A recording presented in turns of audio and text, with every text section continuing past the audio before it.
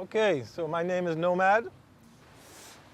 I am a musician and artist by profession and student of Dogon cosmology and cosmogony. The Dogon are people who originated in Africa, and they were the priests, the class of priests in ancient Egypt, and they were told to leave Egypt during the invasions of the Persians, the Assyrians, the Romans, the Greeks, whatever, and they moved to West Africa, and they now reside in Mali. The Dogon have the information about how the pyramids were built, the nature of the universe, the nature of man and his destiny, and all the good stuff that baffles us. In one sentence, the need for self-expression. We human beings, we are beings that have a quest for knowledge and for expressing what it is we experience as creatures within this universe, within this earth system. So we always trying to find ways to be what we are.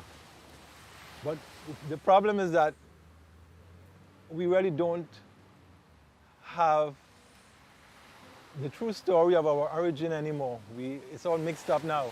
So we have a lot of contradicting things that we do and say.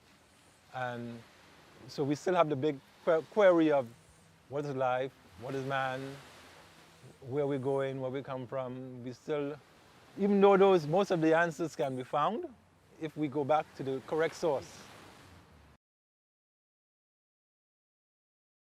Right, so human beings are said to originate from the tears of the god Ra, right? Of course, that is mythical or mystical language that we're using, right? But in the story of the whole creation cosmogony, that deity or that principle of energy and consciousness had a moment of like an epiphany where it cried. And so human beings, the principle of human beings comes from that. Because human beings have, I don't want to use the word evolved, but we haven't always been the way we are now, right? Because the earth itself has changed and gone through a lot of changes in its history. And so the history of what a human being is tied to the history of the planet, right? There's another concept of Amen. In the tree religion, we say Amen at the end of the prayer. But Amen is really an ancient Kemetic or Egyptian god. But Amen means the hidden principle behind everything, the hidden, right? In Judaism, they say it means so be it. When you say Amen, it means so be it. So Amen was one meaning, and so be it, or it is established. It's the same thing. But it's established while it is hidden, because no one has seen God. In every religion, they tell you that, right? So the principle of the energetic reality that brought us into being is known and unknown. And it's its role to keep that unknownness. Because if the mystery is finally solved, then human beings will become so arrogant that they will think that they know everything now. But human beings will never get to that point where we will know everything, because things are always changing. So even if we say we know what we know now, in the 10,000 years from now it's going to be different. And if we look back into history, we see and we study the sciences, the theories we have today and the theories we have 20 years ago are different theories. And some of the theories have to be debunked as we get new information about things. So human beings are from that essence. All the elements in our body that make us up, the molybdenum, the calcium, the phosphorus, nitrogen, all this stuff is a part of the energetic universe that comes from the creator. But it has coagulated to create the planet Earth, which has a history, it has a beginning, and it has created us. So the tears of Ra means that giving out of energy, of that expression of what will make you laugh, what will make you cry, that a god or a deity, a divine being also experiences that. Because it's the same intelligence that we have. We are called fractals of the wider universe. A fractal is like a fraction. So in fractal geometry, we are fractals of the all. So as above, so below. You know that saying, right? So we human beings are that. But because it's an ongoing story, we human beings cannot at any point say, it's done, it's finished, or we know it all. We'll always be at that point where we have to keep evolving.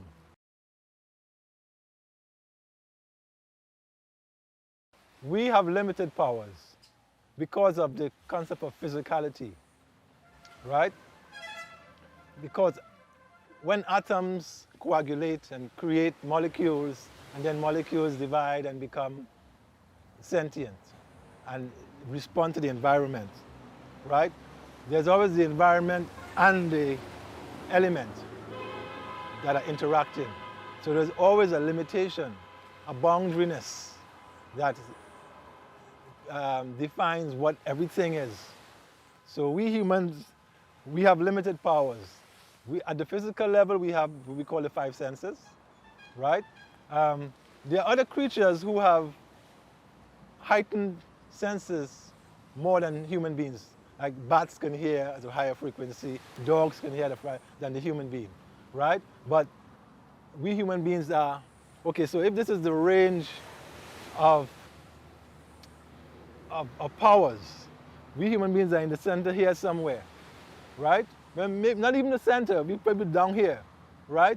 Trying to deal with our environment.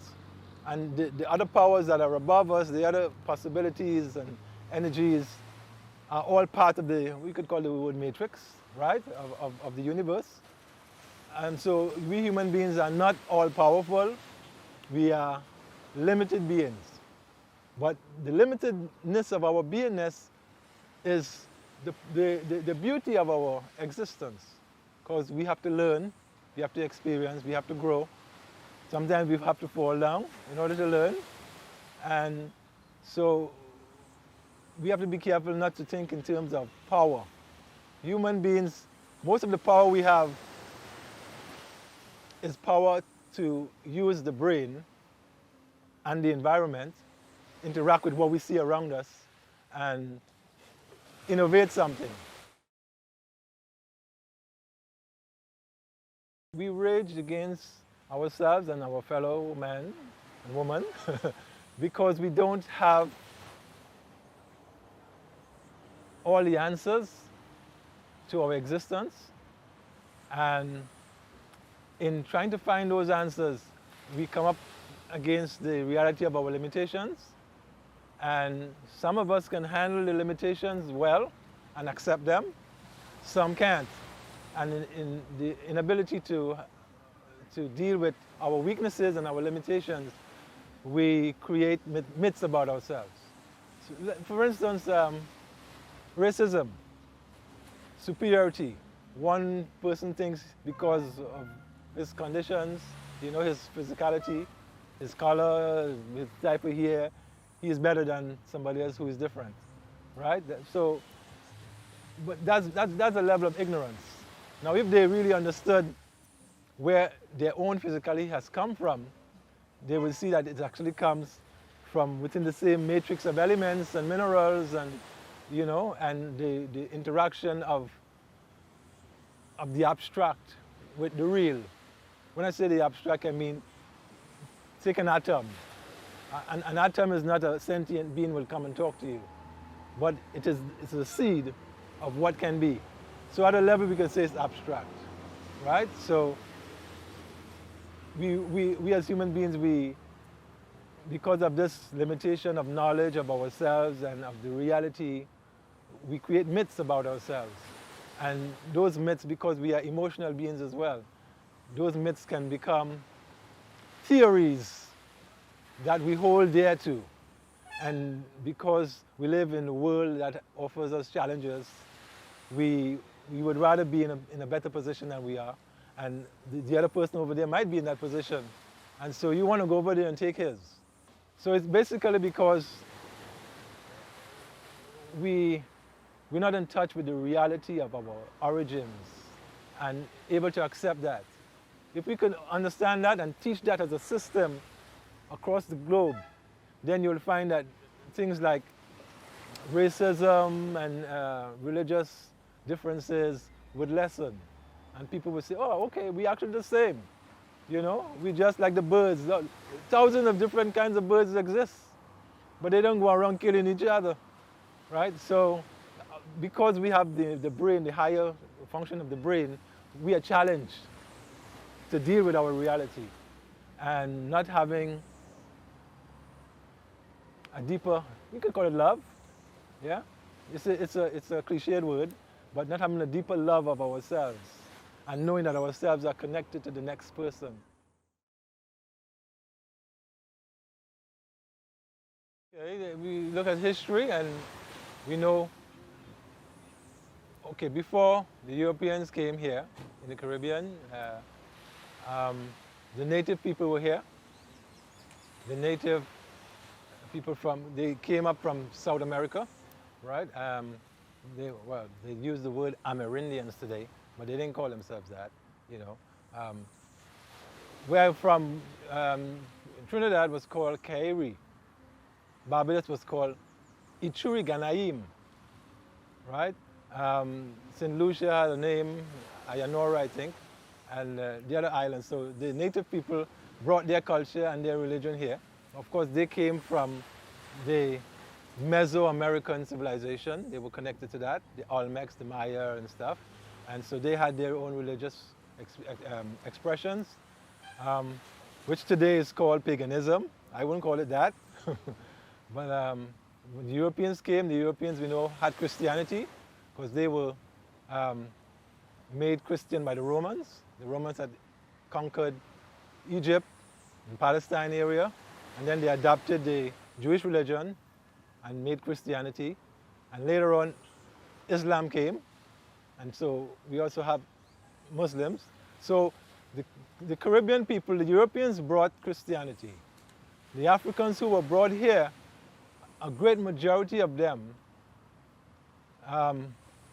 were Muslim, because at that time in Africa, the Mali Empire, the Ghana Empire, the Songhai Empire, Gao, Jene, those empires were conquered by the Arabs and they were Islamicized, and so a lot of our ancestors who were brought here were actually Arabic-speaking Muslims.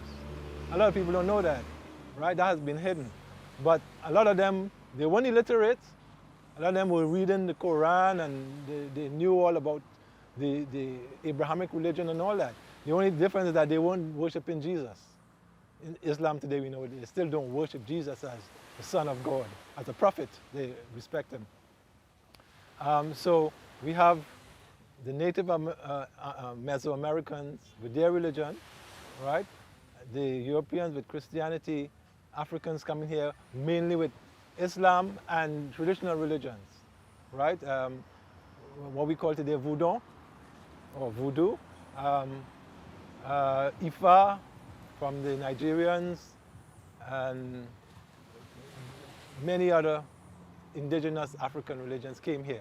Of course, because you couldn't express yourself, they couldn't express themselves. Nobody really knows what systems they had. But we know that the Ifa, the Yoruba, especially in Trinidad, we had a strong background of Ifa tradition. The Yoruba people were there. In Barbados, I know a lot of the Africans were brought from Ghana. Although they all didn't originate there, because Ghana was the point. Ghana had about 60-something slave forts, the forts that they ship us out from. They had in the countries in Africa, they have the most forts. That was called the Gold Coast, right before it became Ghana. But that whole area was called like the Slave Coast, because that's the name that the Europeans gave them. So we came here with indigenous African religions, European influenced Christianity, because Christianity has many flavors. There's the Eastern Orthodox. Ethiopia has its own Christianity. There's the Russian Orthodox, and many flavors, right? And then there's Islam. Islam has its own sects, the Shias, and the different things, you know. And so that's the melting pot that we have here. Of course, in the mainly British colonies or former colonies, Christianity would be the religion, right? So if most of us who are speaking English would be practicing Christianity in the Caribbean. But we remember that the Caribbean is not only the English-speaking nations, right? We have the Spanish, Puerto Rico, Cuba, Santo Domingo, then we have the French, Guadeloupe, Martinique, Haiti. So a lot of people talk about the Caribbean and only think of the British former colonies. But the Caribbean is much more than the English-speaking world. Yeah, so that's the background of our religion.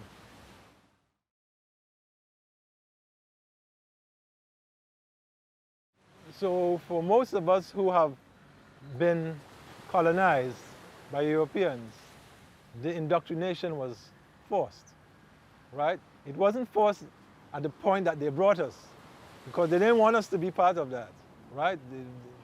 Christianity was for them. We were pagans, as far as they were concerned. But in order to subdue our spirit, because most of the people who brought here were rebelling from day one, even on the ship, right? So in order to subdue our spirit, they know that the human being responds to truth and to love and to kindness. So they use elements of that to subdue us, right? Along with some of the kind of foolish notions that if somebody slaps you on one cheek, you're supposed to turn the other cheek to be slapped twice, which is just self-abuse. Nobody today would do that, yeah? You won't tell your boyfriend, slap me, and then, you know, you slap me again, and that means love, right? So it was forced originally, and as we became more colonized in our thinking, we volunteered for it. We accepted it. And so now most of us are Christians by choice, by conviction, our own convictions. For those who are Muslim, these are mainly conversions. So if you find, like in Trinidad, we have a lot of Muslims, who are African Muslims, right? But they have been converted. If you ask them what was your first religion, I born as a Methodist, I born as a Pentecostal, they were Christians, right? The same thing like in America, in the United States today. Most of the people who are Muslim today, if not they themselves, at least their father and their mother, a generation ago, were Christians, and they converted with the rise of the Nation of Islam and stuff like that.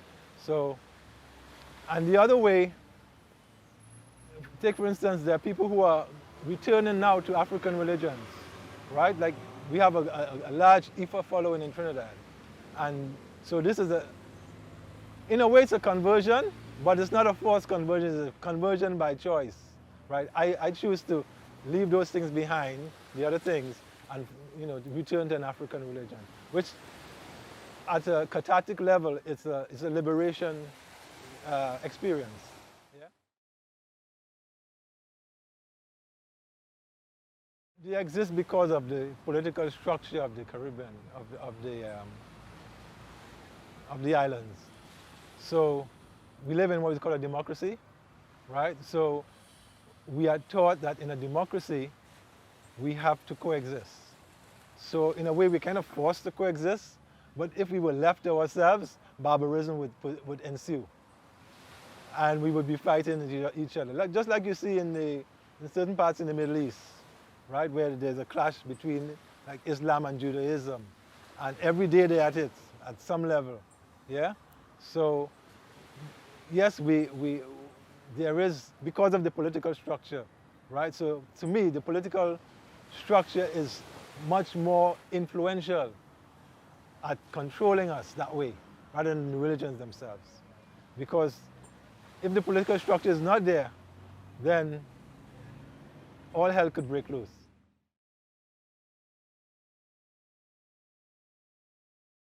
Yes, the Caribbean is a very, very very significant place politically and spiritually, because the journey of spirit is life. The Caribbean has the experiences of humanity here over the past 500 years, right? We have Africans here, Europeans, Asians, both Chinese and East Indians, as well as other people from the Middle East, Syrians and Lebanese and people like that, right? Who have come here and made it their home within, well, in recent history. But the Caribbean islands, spiritually, to me, are the place where you will find the most spiritual freedom today on the planet Earth. The other places in the world are locked down in their dogmas so strongly that they won't easily give up or open up themselves as readily as we do here, right? And so, spiritually, we have great diversity here in the Caribbean. And as I said before, don't forget that the Caribbean is much more than the English speaking. You must almost always remember about the French speaking Caribbean, the Spanish, because they're all Caribbean. And the Caribbean Sea extends all the way down to Central America, right? We have Honduras, the waters of the Caribbean Sea, washing Costa Rica and all that. All those places are Caribbean, but we don't think of it like that. We only think of the islands up here. The future is bright. The future is always bright as long as the sun comes up anyway. So if we can be flexible, understand ourselves, don't take ourselves too seriously, always, yeah? Because we have a lot of faults as well, right? And other people might see them more than we see them because of the theories we have in the midst of ourselves. We covered our flaws with cultural baggage and cultural tags. You say, well, yeah, this is who I am. But it's bad. No, that's how we do things. We liming, we drinking, we smoking. But it's bad for you. My grandfather lived to 90 and he was smoking the day he died, you know? So the future is as bright as intelligent minds would have it be. Because not everybody uses their best intelligence. There are still people who don't want things to change. But we know change is constant. You can't stop it, right? It might be for good, it might be for bad. Most of the times, it's usually for good because the intelligence amongst us rise up to the top, most of the times, right? So let the intelligent ones come up, let the education system allow them to flourish, let the political system allow them to do the things for the masses of the people, and as they say, the sky is the limit, yeah? We have a bright future. I mean, look at where we come from. Independence, 50, 60 years now, and we have become free enough to be doing this and expressing this. So, yeah, it's very bright.